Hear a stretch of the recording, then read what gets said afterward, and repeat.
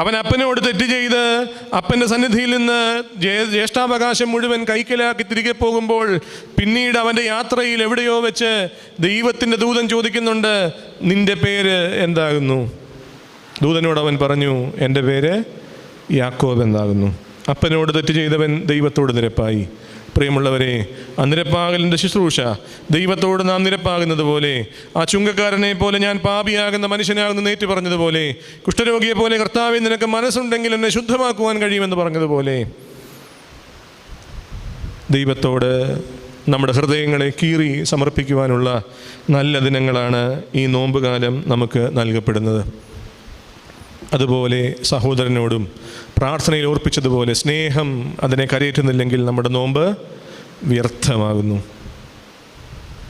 പ്രാർത്ഥന സ്നേഹത്തെ കരയേറ്റുന്നില്ലെങ്കിൽ അതിന് ചിറക് ബലഹീനമായി തീരുന്നു.